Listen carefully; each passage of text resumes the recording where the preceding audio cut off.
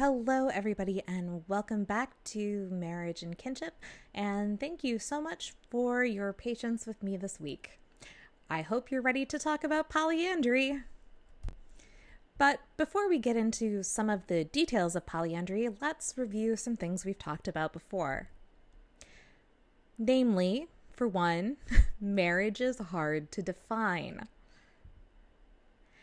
And one enduring characteristic of humans, their cultures, and their ways of life that I hope you've begun to observe throughout this semester are their flexibility and adaptability. If we can say anything about humans more so than that, humans are monogamous or humans are polygamous or humans are patriarchal, the thing that we can say is that humans are flexible. So polyandry is not as common a kinship structure as other forms of marriage. And like a lot of minority kinship structures have been really confusing to anthropologists who, as we know, anthropologists are humans and they have their biases about how kinship should work. So when you see this uncommon minority system, there's this strong temptation to explain and understand why this could have happened. All right, so let's look at polyandry in detail in terms of how anthropologists have thought about it and tried to explain it. Definitionally, polyandry is marriages consisting of one woman married to more than one man. These men are often related, usually brothers. So, what makes polyandry happen? There are generally two schools of thought, and both of them are functionalist. That is, they're based on trying to figure out what polyandry does for people that other kinds of marriage can't do. Or what is it about these societies that another kind of marriage works better for them, even though it's very atypical? So the sociocultural functional explanations are generally focused on the fact that land tends to be really scarce in the places where we see a lot of polyandry. For example, the Himalayas. And so by having a set of brothers and property heirs have a single wife, you prevent conflict between brothers over who gets what property as an inheritance later, and you prevent the fragmentation of farming estates in places where you really don't want to have less land to farm because there isn't a lot to begin with. And in societies where men travel frequently and we see polyandry, one thing that polyandry can do for people is ensure that there's always one man around to do the man things.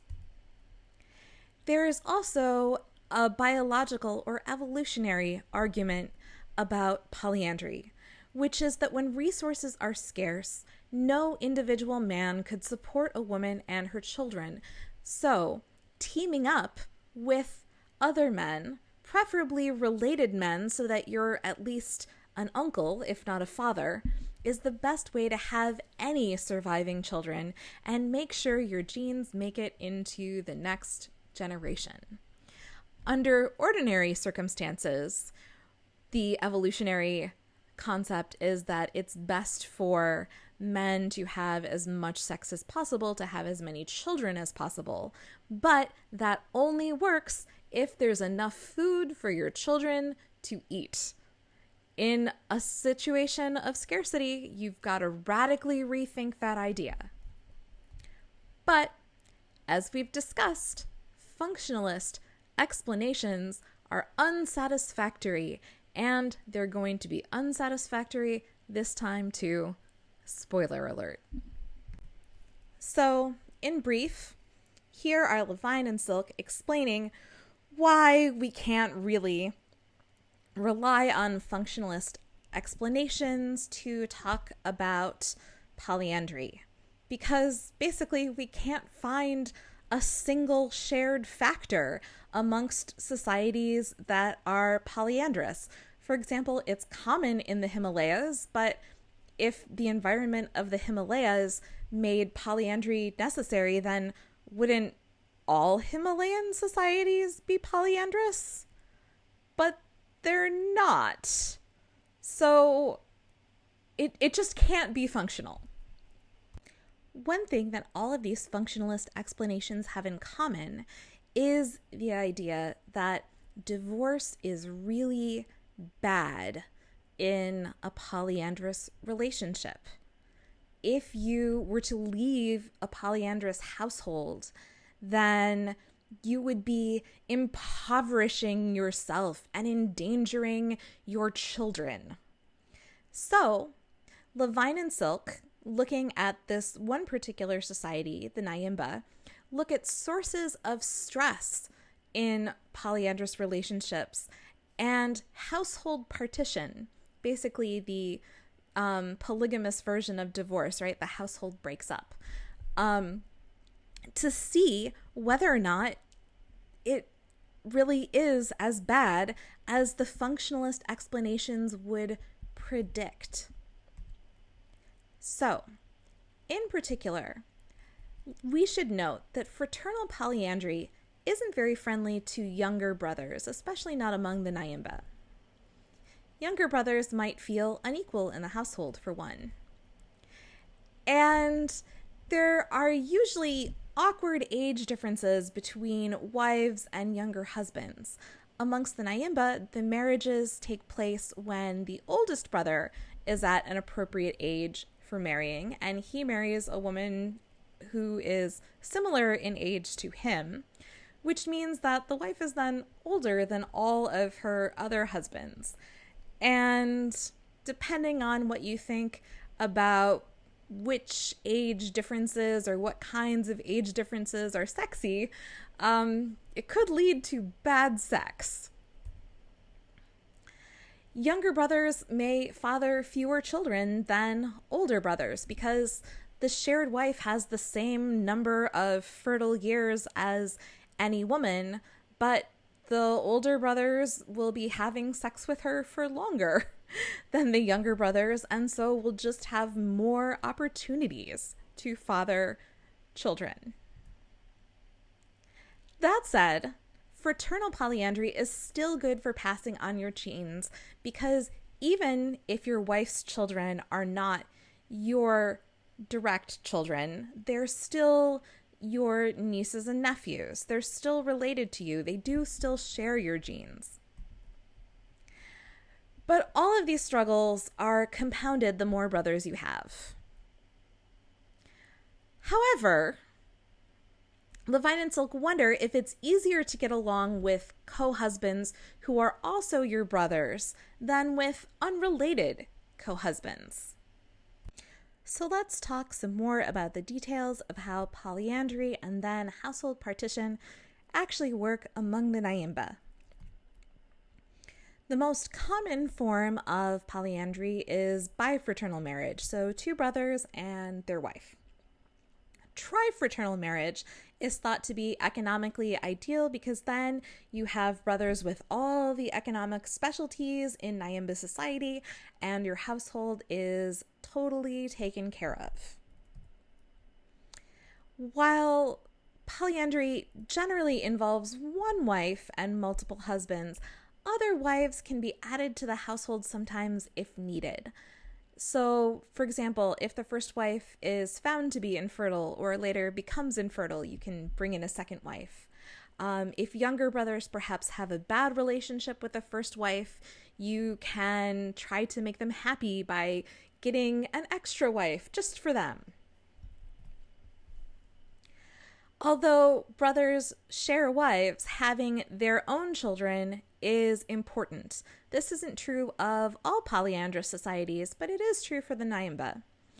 Women are often certain of paternity, and by this I don't mean that they take paternity tests, but rather that they have their own very firm ideas based on their interaction with their husbands of who their children are fathered by. Partition can be a means to resolving marital difficulties basically by taking some people out of the marriage, by splitting up the shared household and its resources.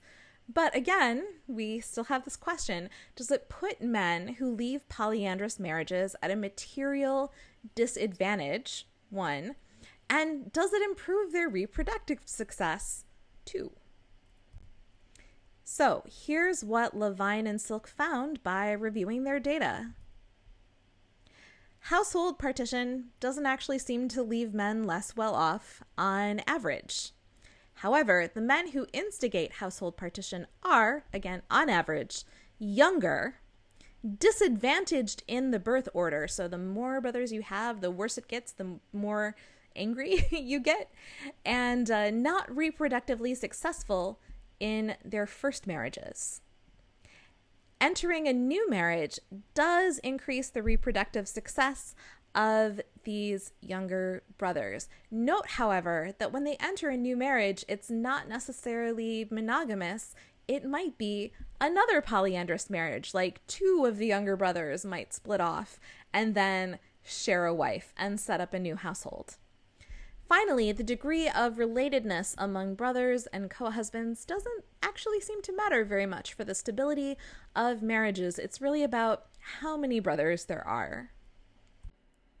So what can we take away from this case study?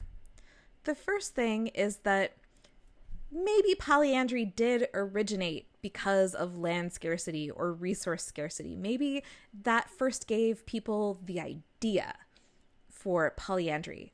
But that isn't what sustains polyandry. People don't keep doing it because of resource scarcity, because demonstrably, if you leave your polyandrous household, you don't lose out in terms of resources.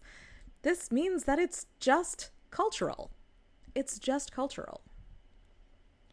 And in fact, even when men leave one polyandrous marriage, they often go on to form another. They don't conclude that the problem is with polyandry as a system. They conclude that the problem was just with that marriage. Men's age and position relative to their brothers/co-husbands is the greatest indicator of dissatisfaction and household breakup. It's just hard to share, basically. In conclusion, here are a few things that Levine and Silk and me want you to think about. The first is that marriage in all societies is stressful because sharing is hard and living with other people is, well, you've lived with other people, you know how stressful it is. Some marriages in every society are going to fail. A lot of marriages will also not fail. And having a lasting marriage is often perceived to be advantageous. And when it comes to choosing what your marriage looks like, a lot of that choice involves what you know, what's familiar to you, what you're comfortable with, and what that culture that you've been raised in teaches you is practical and sensible. And for the Nayimba, that's polyandry. Thank you so much for listening, and I will catch you next time.